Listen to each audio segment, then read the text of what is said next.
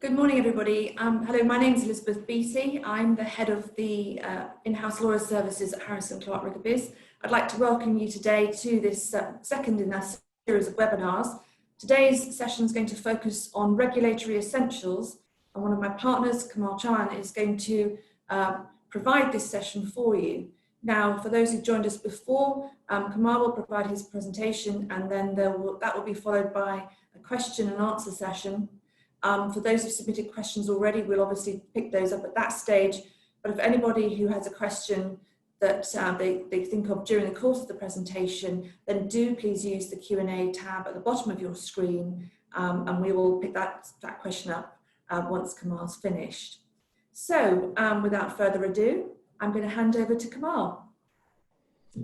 Well, thanks very much, Elizabeth. Thank you ever so much for the introduction as well. I'm a regulatory partner, for those who don't know me, here at HCR, and I specialise in health, safety and environmental defence work, as well as other regulatory matters. So without much more of ado, let's have a look at what it is we're speaking about today. And specifically, let's cast our minds back as far back as the 23rd of March, specifically the evening of the 23rd of March, when lockdown was actually imposed. And the restrictions themselves were initially put in place for a period of 3 weeks, and now, some 3 months later, we're inching closer to a return to something closer to pre-COVID life. So during this time, of course, the duties and obligations of both businesses and employees with regards to health and safety hasn't changed. As always, the starting point is to comply with the obligations in sections 2 and 3 of Health and Safety at Work Act. All reasonably practicable steps must be taken so far as to ensure the health, safety and welfare of your workers and anyone else impacted by your operations. What has changed, of course, is the context or the lens through which we now view regulatory burdens on businesses. This includes keeping up to date with work-related risks posed by COVID-19, as well as planning and implementing all reasonably practicable risk reduction measures. So there on my slide, I've put what really is the context now. It's to try to create less infectious workplaces. So the government priority, of course, is for everyone to return back to a safe workplace. And as businesses, we need to ensure that we control exposure to risk of harm. So on my next slide, let's just remind ourselves of the government's checklist, which hasn't really changed. Work from home if you can. This is still valid, of course. Maintain 2 meters social distancing. Of course, from the 4th of July, this may potentially change, in England at least anyway, with regards to the reopening of the hospitality sector.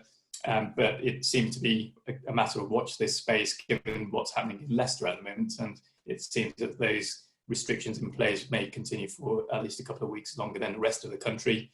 Thirdly, they manage transmission risk. So again, looking at physical barriers and looking at shift patterns and making sure that people who don't need to be at work can work from home safely. Reinforce cleaning procedures, so within the workplace, ensuring that we are cleaning and sanitizing as much as possible. And lastly, there I've put carry out a COVID-19 risk assessment. And if everything else is forgotten, this is really where the legal obligation really rests. So it's to ensure that we have a risk assessment that is essentially suitable and sufficient for the risks that exist within your business. And on my next slide, we look at the risk assessment process in a bit more detail. So ultimately, businesses can't force their staff to return to work if it is unsafe. This is, of course, enshrined in law and, of course, well applied before COVID-19 was ever a virus. But now there's a heightened sense of duty, of obligation, and any risk assessment should link vulnerability, clinical vulnerability risk, to specific workplace risks. Also, we need to be aware of the risks of increased workplace tensions and disputes arising from the changes of workplace practices and working arrangements generally, and again, from our fear of infection when we do return to work. So before you do undertake a risk assessment, my advice would be to see exactly what's happening within your business. Ask who's doing what, where are they doing it, and why they're doing it, and what tools they're using as part of their everyday task, be it laptops or be it tools if it's a manufacturing business. Consult employees, of course, before undertaking your risk assessment. And if you have 50 or more employees, ensure that it's published somewhere so that stakeholders can readily access it. On my next slide, I've included a copy of what's called the hierarchy of risk control, this inverted pyramid, and a number of you may have seen this before and may well be very familiar with it. So risks should be reduced to the lowest reasonably practicable level by taking preventative measures in order of priority. So there, as I say, on this inverted pyramid, we have an ideal order to follow when planning to reduce risk.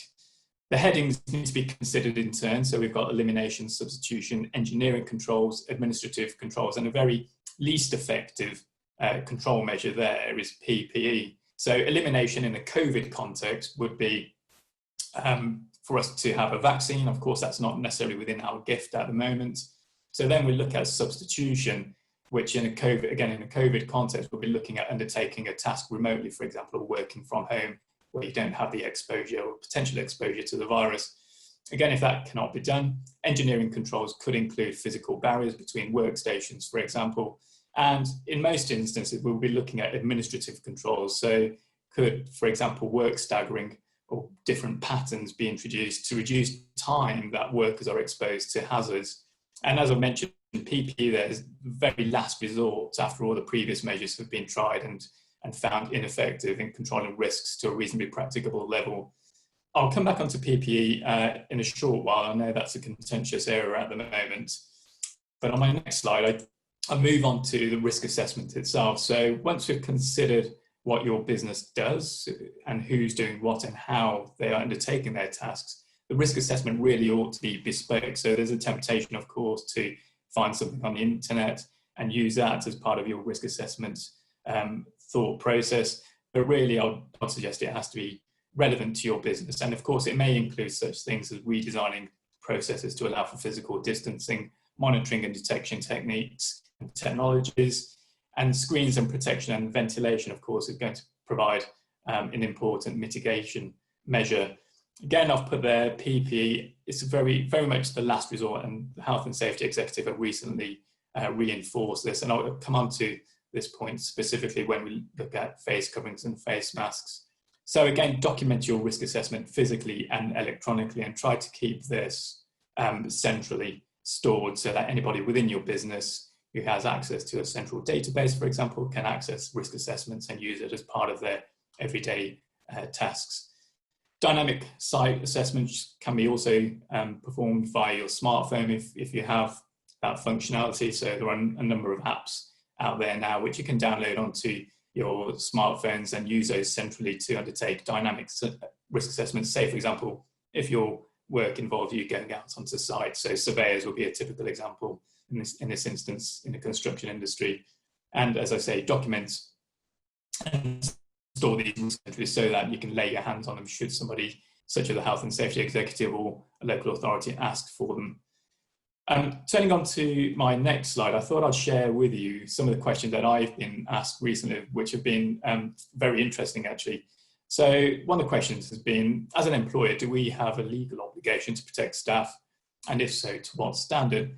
In most countries, of course, there's an overarching duty of care on organisations to protect the safety and health of workers and others affected by activities. And again, we're no different here in the UK. Specifically in England and Wales, this is in large dictated by the Health and Safety at Work Act 1974, and the regulations made under the Act, which include surveillance of workers' health in relation to work, PPE requirements, working environment, working practices, and so forth.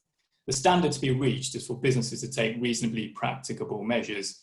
Reasonably practicable is used to describe, on one hand, the risk or the balance of that risk against the cost of righting a risk. So with regards to resource required to avert the risk, and it's this balancing act that we need to perform in the context of COVID-19. It has a potential, of course, to cause fatalities, and it would not be reasonably practicable, for example, to do nothing. Another question I've been asked, a very topical question, given the imminent reopening of the hospitality sector, is what about air conditioning systems? Is there a risk and is there guidance? Well, specifically with regards to the healthcare settings and hospitality and leisure, the debate about whether the virus could be transmitted via air conditioning began really with an early release letter in a journal of emerging infectious diseases that was published on the American CDCP website. scientists studied an outbreak of COVID-19 among 3 families that had lunch in a restaurant in Guangzhou in China on the 23rd of January. The scientists said that they believe the source of the virus was a 63-year-old woman who didn't show any symptoms at the time, but eventually, though, 9 other people got sick.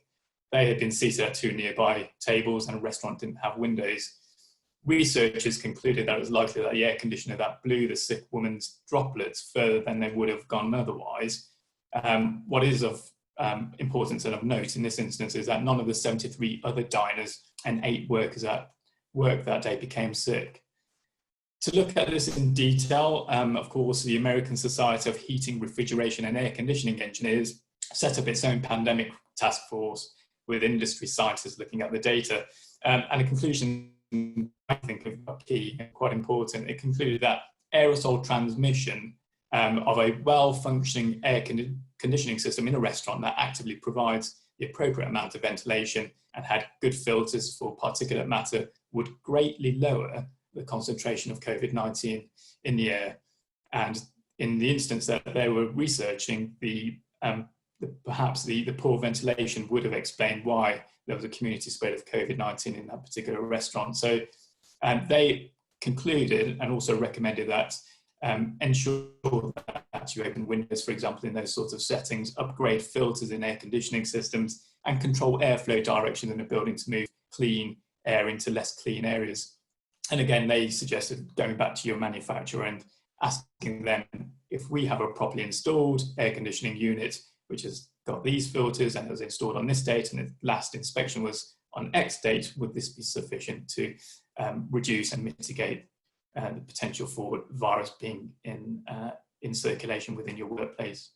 The final question I'll put there is, I rely on public transport to get to work. Do I need a face covering or a face mask? The short answer to that is, at the moment, the government is saying if you're travelling on public transport, yes, you do need to wear a face covering. I'll come on to this point again when I talk about PPE generally, but it's there's a natural tension which I think is going to develop between on one hand using public transport and a mandatory use of face coverings and face masks, and then of course when we get into the workplace, there are a different set of rules and guidance that's been issued by the Health and Safety Executive. So whilst we're on the Health and Safety Executive, if I turn to my next slide, I'll quickly look at their position. And the Health and Safety Executive have said that they will undertake spot checks, and that they themselves have been given a substantial government budget to undertake these spot checks. So my advice is be warned and be prepared. If employers comply with the latest Public Health England guidance, they are likely to be able to demonstrate reasonably practicable measures in my eyes. So that's one area that you probably want to look at and ensure that you have all those measures that Public Health England have suggested are in place. Of course, depending on your business and the risks within your business itself. Turning to my next slide, these are some statistics that came out from the ONS on Friday, just gone. So they found that between the 9th of March and the 25th of May, 4,761 deaths were registered involving COVID-19 in a working age population. Of course, these are work-related deaths and fatalities. And nearly 2/3 of those deaths were among men, so just over 3,000. Of real note, though, is the breakdown of where these deaths were and in what industries. So we have their elementary workers, i.e. men working as security guards, had the highest rate with 74 deaths per 100,000. Men and women working in social care, which includes a group of care workers and home carers, both had significantly raised rates of death involving COVID, with a death rate of just over 50 deaths per 100,000. And thirdly, the third highest, at least in the ONS statistics, were process plant and machine operatives. Again, just over 30 deaths per 100,000. So that's giving us an indicator, at least, of where we think those industries are most at risk with regards to COVID-related deaths and potential for migration of the virus. So it's really those industries, I think, that we really need to focus on and to ensure that we have suitable and sufficient, reasonably practicable measures in place to try to mitigate the spread of the virus. If I turn on to my next slide, I've mentioned this a couple of times now, of course, and what really is PPE. So PPE is equipment that will protect the user against health or safety risks at work. Guidance suggests that workplaces should not encourage the precautionary use of extra PPE to protect against COVID-19 outside of, for example, the clinical setting or responding to suspected or confirmed case of COVID-19, unless you're in a situation where the risk of COVID-19 transmission is very high. Arguably, your risk assessment should reflect the fact that the role of PPE in providing additional protection is extremely limited. However, if your risk assessment does show that PPE is required, then you must provide this, of course, free of charge to workers and staff who require it, and any PPE provided must fit properly. I mentioned earlier that there's this natural tension between wearing a face covering, for example, on public transport where it is mandatory, but not necessarily so in a workplace. I suspect that the reality will be that some members of staff would choose to wear a face covering, and if so, my advice would be that employees should support their workers in using face coverings safely if they choose to wear one, but of course then to tell staff what the limitations are, and also to tell members of staff to, for example, wash hands thoroughly with soap and water for 20 seconds, or use hand sanitizer before putting a face covering on, and before and after removing it, changing your face covering, for example, if it becomes damp or if they've touched it, and generally to continue washing hands regularly and to wash and change your face covering daily. As I say, PPE, and as we mentioned earlier in the pyramid of hierarchy of control, PPE really is a last resort. So only really you need to use it if other mitigating measures haven't been as effective as you hoped. Moving on to my penultimate slide then. So in summary, let's not forget the basics. The reopening of businesses and premises isn't going to happen overnight. And of course, 4th of July is going to be a real test to see how this is going to work in practice. Of course, once you've made your premises safe, staff need to feel comfortable and of course need to be assured that they can return to a safe workplace. So let's make sure that we're engaging employees. And again, I'll turn to this issue of fact versus perception. For an effective, healthy return to the workplace, it's paramount that you engage and obtain the support of your employees. Employees should be advised on the risks and how to minimise them without causing panic. And staff should be consulted about any arrangements put in place to control the risks associated with COVID-19. So engineer out risks, as I put there, and add mitigation is really the message I'm trying to get across. So reduce innovative control, and then if you really need to, let's use PPE. Account for changes in behaviour. So what do I mean by this? People may have become more suspicious or impressionable during these 12 weeks of lockdown and restrictions on our normal life. Above all, they'll be less willing to engage with anything that seems foreign or strange. So culturally, organisations should be prepared for a shift. Isolation may have caused some reintegration issues, so remote working will force a push and demand, I suspect, for further remote working. So you need to plan for this change and for this behaviour. But on the flip side, of course, amplify the things that have worked for you, like agile working if it has worked, and decision-making at pace, and let go of things that aren't fit for purpose post-pandemic. So finally, my concluding remarks from a regulatory perspective, at least anyway, is that mitigate against regulatory actions and claims. We know that the Health and Safety Executive do have this pot of funding, and they will enforce regulation where they are required to do so, and help is at hand. So there are now 12 sector guides covering a range of different types of work, plus specific guides dealing with educational settings and public transport. Many businesses, I appreciate, operate more than one type of workplace, such as an office or a factory and a fleet of vehicles, for example. So you may need to turn to one or more of these guides that, as you think, are fit for your business and the risks that you're going to be presented with. And of course, if you really are stuck, then we at HCR can also assist in interpreting these guidelines and sector-specific dictates that have been coming out from the government. So, Elizabeth, back to you.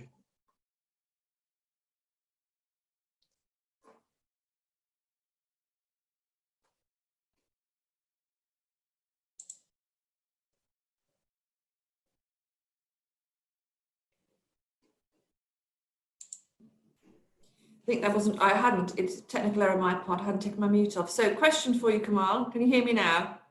Yes, I can. Thank you. Good. What can I do to reassure my customers that we are a safe environment? And the question is to say we are a food producer. Yeah, so the government has produced specific guidelines for food production businesses, but putting that to one side, I'd go back to your COVID-19 risk assessment in essence. And one of the things that I think we ought to be doing is consulting with employees, especially if it's a large employer with a number of different departments. Let's make sure we've got representatives from each department feeding into the risk assessment process, so that we can show when we publish these risk assessments either on websites or on intranets, or if we have them in staff canteens, for example, that we've taken all those concerns that staff have raised properly into consideration to reduce, so far as reasonably practicable, any chance of them catching or the potential for catching this virus. So I would engage with staff and also make sure that our risk assessment procedure and process is as robust as it possibly can be by undertaking those measures that I set out earlier. Again, using the hierarchy of risk control, PP being very, very much the last resort. See if we can really engineer out some of the risks. So in a food processing environment, of course, these will be clean environments first and foremost. And I suspect that a number of food producers will also be wearing some sort of face covering or some sort of mask. So if we are doing that, and if that is considered to be the way that we minimize risk, then just ensure that the PPE or the masks in this instance that we are purchasing are appropriately marked, by example, by CE marking, to ensure that they meet some kind of European standard against the risk that we're trying to mitigate against. Thank you, Kamal. I've got a few more questions for you. First of all, is there a sector guide for home workers? I'll need to double check, but from memory, I'm not sure that there is for home workers per se, but of course, that's when general health and safety and risk assessments would then come into play. So if we do have a number of remote workers, or if we do have home workers, then there is an obligation to ensure that those staff, those people who are working at home, can do so in a safe environment. So that's not necessarily mean cleaning away cables or make sure there are no trip hazards, but ensuring that there's enough light, ventilation, for example, there are welfare facilities at home. And if that's not possible, of course, that some people don't have the gift of working in a place which is quiet or is friendly and conducive to home working, then other arrangements may have to be made. And if that is coming into the office, to make sure that the office workplace is as safe as it can be by introducing one-way systems, for example, or physical barriers or staggering shift patterns. But from memory, I don't think that the 12 sector guidelines that have been published by the government specifically cover home workers, but then, like I said, we have to revert back to general health and safety guidance from the Act and the regulations that are made under the Act. Thank you. I've still got more coming. What about air conditioning systems? Are they a risk, and is there any guidance? Yeah, so as I mentioned in my presentation, there's been a lot of study around air conditioning systems and how they work. And my real answer to that is, if you do have any suspicion that your air conditioning system may not be working in accordance with your risk assessment, for example, I would turn to the manufacturer and ask them, we've got this unit in place, it's been in place for X number of years or X number of months, whatever the case may be, it's been maintained to a certain standard, and unless maintenance was on X date, do we need to do anything above and beyond that to ensure that our air conditioning system and its filtration system is working to ensure that any concentration of COVID or any concentration of virus that may accumulate within a workplace is actually being dispersed via our air conditioning system. In terms of sector guidance, again, I can't lay my hands on specific air conditioning sector guidance, but I would also refer back to the studies that have been undertaken by the American Society that I mentioned earlier. Have come back with their recommendations along the lines of, if it's well-functioning, well-maintained air conditioning units, arguably that's going to be better than having no air conditioning at all. And if you can introduce fresh air into a building by opening windows and having a through flow of air into your building, of course, that's probably the best option that employers can utilise at this moment in time. Thanks, Kamal. Another question that I'm intrigued myself is, how do we help deaf staff who can't lip read while people are wearing masks? It's an excellent question, and some people may have seen that some face covering manufacturers have introduced almost windows within their face masks themselves, and obviously I can't vouch for whether they still remain effective or not, but of course I think none of this is ideal. Being in this COVID situation isn't ideal, and having to introduce mitigation measures, of course, does bring about these issues. So I think realistically it's going to be important for everyone to be flexible and creative and effectively patient in how we communicate with others, especially those with impaired hearing. So communication tips from my perspective would include using alternative forms of communication. So speaking clearly, of course, or using text messages, or I think there may even be specific apps out there that can be downloaded onto your smartphone that can assist with that communication barrier. Of course, facing a person and using simple gestures or ensuring that the listening environment is as quiet as possible goes some way to ensuring that those with impaired hearing can hear the communication that's being communicated. But effectively, I think it's worth just making that extra effort, everyone making that extra effort to express how you feel with those colleagues who are hard with hearing. Like I say, it's not an ideal situation. I think there's quite a lot of learning that will come out of this in terms of how we deal with communication and a number of things, especially across companies and employees that do have these sort of challenges. Thank you, Kamal. Again, dealing with the issue of face masks, what if some employees can't wear masks because they've got breathing difficulties, or if their role that they're trying to perform doesn't make it easy to do so? What's your advice in that situation? So there, I'd go back to our hierarchy of control measures and see what else we can implement within the business to ensure that any messages that we're trying to get across are done so using everything we can bar PPE. So I'd always turn back to our hierarchy of risk control in that instance, Elizabeth, and see whether we can put in place measures that can alleviate some of these challenges. Of course, working from home, as I mentioned, may be of help to certain people, but of course there are industries and of course there are jobs that require people to go into a workplace. So again, it's going to be ensure that your risk assessments, that your appreciation of risk versus the reality within your business is as robust as it can be, and really encompasses and takes on board any issues that have been raised by, for example, employee representatives. Thank you. Now, another question that's come in is sort of what, as a member of staff, as an employee, what are my rights and duties with regards to health and safety? We focused on the employer, but what about the employee? Yeah, that's a really good question. So employees, of course, have a right to protect themselves in circumstances of danger. And if they consider those to be serious or imminent, of course, they have the right to leave that workplace. Staff members, of course, have the right to inquire about risks and preventative measures and to remove themselves from that dangerous situation. And that's why the risk assessment process ought to be a consultative one to ensure that all those risks that staff are worrying about and are properly concerned about have been properly assessed. Employees, of course, have the right to change their work environments or practices to reduce risks of contracting the virus, also include working from home if they can.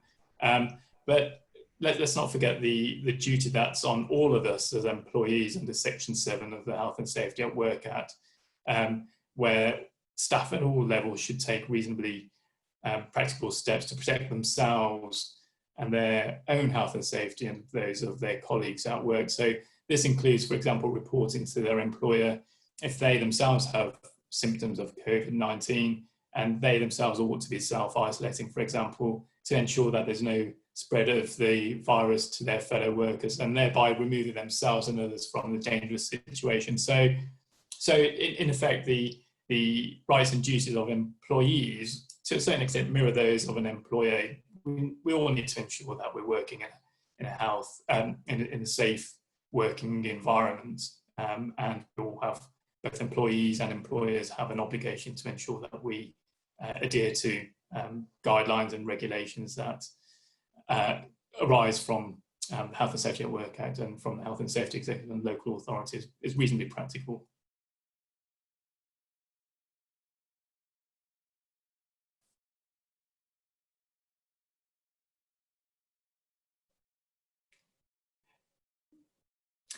Beth, I think you may be on mute again.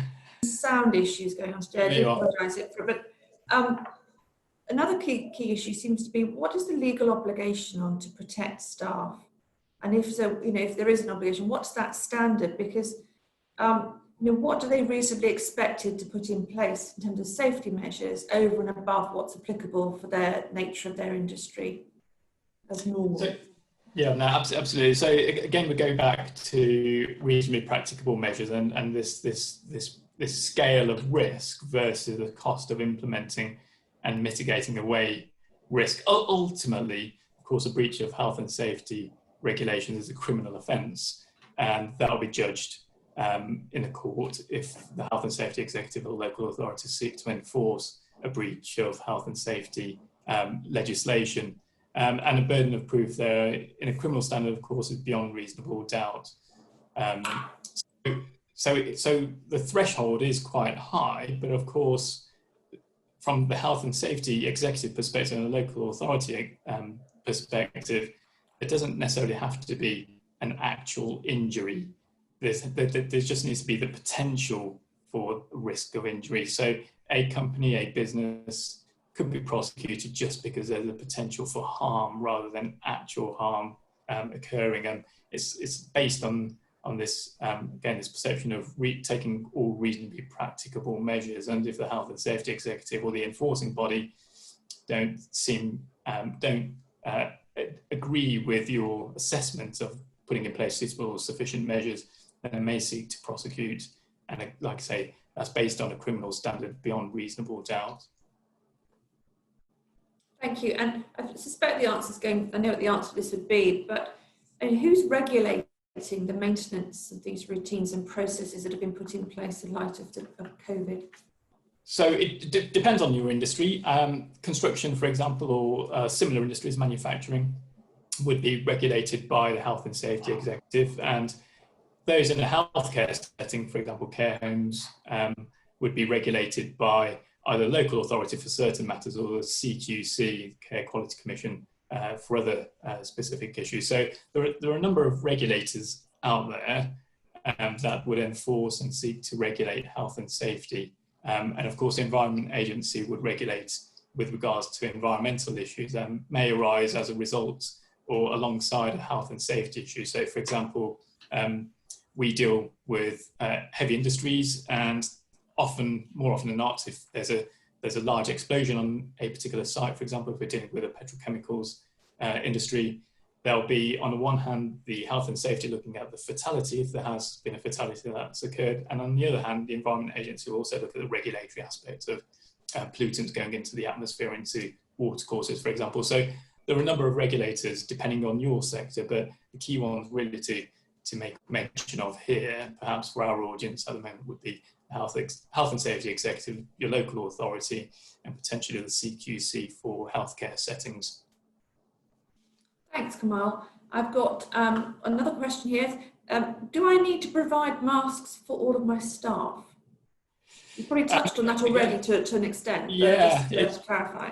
Yeah, no, absolutely. It's like I say, it's really hot topic at the moment in terms of face coverings and this natural tension that we're finding ourselves in. It's mandatory on public transport so that we minimise any transmission between people who may be asymptomatic or may have COVID symptoms. But of course, within a workplace setting, the health and safety executive encouraged employers not to go too overboard with PPE measures or measures which may seem to mitigate against the virus spreading. So with regards to face masks, if staff really wish to wear face masks, I would suggest employers be supportive, but then also make really clear what the limitations of face masks and face coverings are. And again, face coverings, face masks, unless you're in a clinical setting, as mentioned earlier, they're not considered to be PPE. So there are a number of studies that have looked at both whether PPE is effective or if it isn't, and in which instances, which industries we should be suggesting that PPE such as face masks ought to be worn. Again, it's a matter of fact versus perception. If somebody feels more comfortable and feels safer wearing a face mask or a face covering, by all means, be supportive of that person. But again, I would strongly suggest that any limitations or limitation of wearing face coverings within a specific business to eliminate a specific risk or mitigate against a specific risk ought to be fed to that person who wishes to wear that face mask, so that they're properly informed as to what it can and cannot do. Kamal, thank you ever so much for that. Effectively, there's no more, pleased to know, no more questions for you this morning. But again, if anybody does have any more questions that they think about later on today, then please do contact us. Kamal will be more than happy to deal with those for you. Thank you for joining us today. This webinar is actually the second in a series of 4 specific updates for in-house lawyers that we're running on Tuesday mornings. The next one is next Tuesday, and on the 7th of July, which is going to focus on contract essentials, where one of a member of our commercial team will be able to update you. We'll be following up this webinar with booking links for upcoming webinars, and also in the next few days, a recording of this particular webinar with Kamal. So, as I say, and I do apologise for any broadcasting issues today. We are operating remotely at the moment, so there have been a few sound issues, but I hope you've been able to follow us. As I say, thank you again for joining us, and I hope to see you again soon. Thank you. Bye-bye.